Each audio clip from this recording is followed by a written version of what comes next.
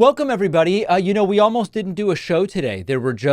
I was looking at the news and didn't see anything to talk about. So we got together and we said, do we really need a show today? And I figured I'll do one, but there's really not that much to talk about. So it'll be very boring.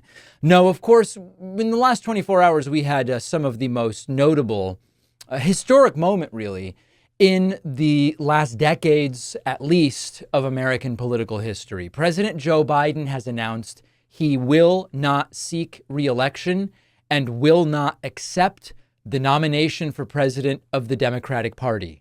This came after weeks, but really months, but most acutely weeks of speculation and positioning and jockeying and so many different things, including significant kind of balkanization of the Democratic Party, at least online and at least as far as I was hearing from people, but announced on X.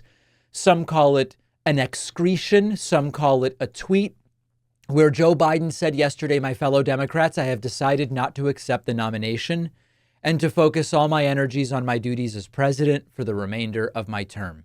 My very first decision as the party nominee in 2020 was to pick Kamala Harris as my VP. And it's been the best decision I've made. Today, I want to offer my full support and endorsement for Kamala to be the nominee of our party this year. Democrats, it's time to come together and beat Trump. Let's do this. The White House and Biden also putting out a more formal letter where he says, my fellow Americans, over the past 3.5 years, we have made great progress as a nation. That's true. Today, America has the strongest economy in the world. We've made historic investments in rebuilding our nation, lowering prescription drug costs for seniors, expanding affordable health care to a record number of Americans.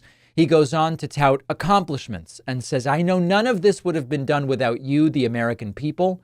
Together, we overcame a once-in-a-century pandemic and the worst economic crisis since the Great Depression.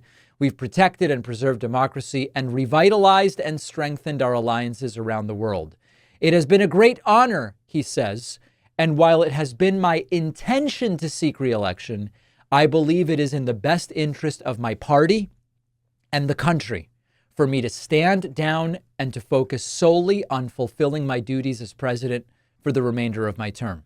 I will speak to the nation later this week in more detail about my decision. He expresses gratitude, etc.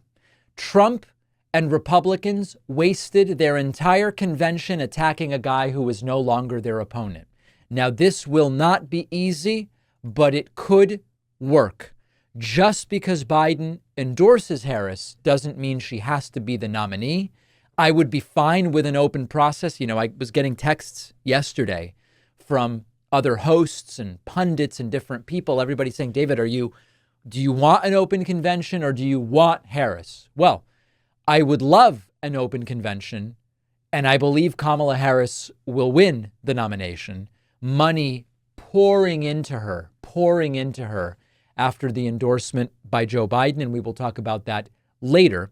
We have a statement from Kamala Harris as well, where she thanks President Biden for his extraordinary leadership, says it's been a profound honor to serve as his VP and is grateful to his entire family, talks about how they first met.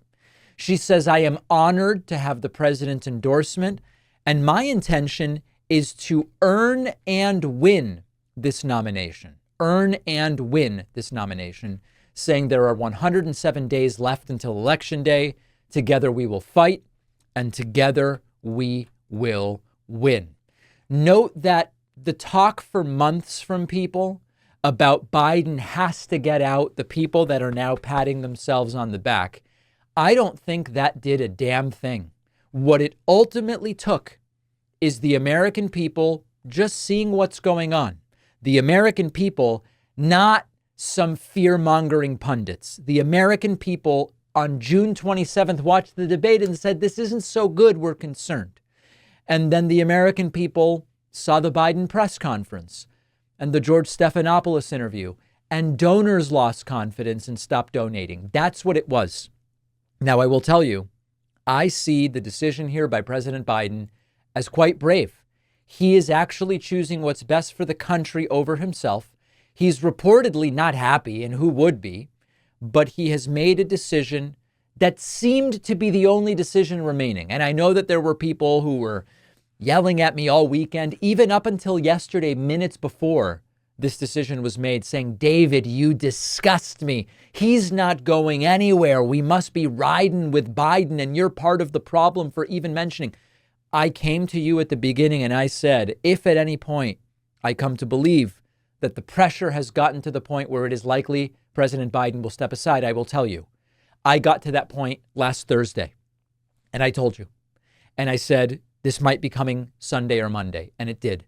And so many people were just attacking me as if I was the problem. I believe that Joe Biden made a very difficult decision, but he chose what he believes ultimately is better for the country.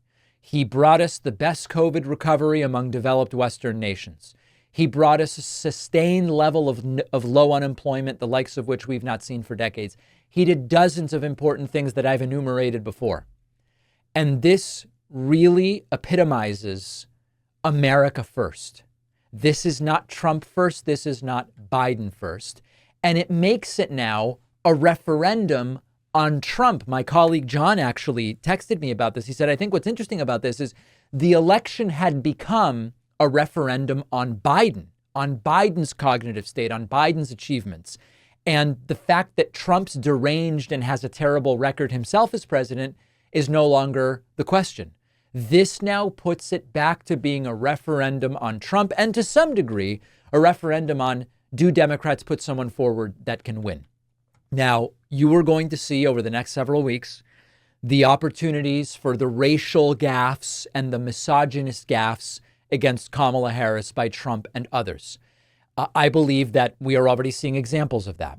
The age gap, as the Republican Party is now putting forward the oldest presidential nominee in American history. I say that tongue in cheek. Of course, Biden would have been the oldest nominee if he accepted the nomination. He didn't. So indeed, Trump will now be the oldest nominee in American history. In 2 to 3 weeks, I believe it will be a completely revitalized ecosystem. It will almost be like Joe Biden never ran. Republicans are terrified.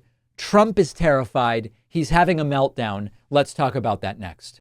Many of us have bad habits we want to kick. Finding motivation can be hard, especially when life gets heavy and the bad habit seems to be what's keeping you sane. Thankfully, Fume is here to help you prioritize your health in a way that will not disrupt your daily life. Introducing Fume's award-winning flavored air device that is quickly becoming the leading alternative to smoking and to vaping. The point of Fume is to satisfy the hand-to-mouth fixation of some of these bad habits, which makes healthy change feel even easier. The Fume device is sleek, it's sophisticated, you can fidget with it. There is no nicotine here, only natural ingredients like plant extracts and oils. There's no electronics. There's no vapor. There is an amazing selection of flavors from the popular crisp mint to the adventurous black licorice and cinnamon hearts. Fume is delicious. It's subtle. You can keep using it without feeling overwhelmed. So start your journey today. Go to tryfume.com and use the code PACMAN to get a free gift with your journey pack, which includes a Fume device, 3 core flavors of your choice, and a cleaning kit. If you are struggling to get rid of that bad habit, try Fume. The link is in the description.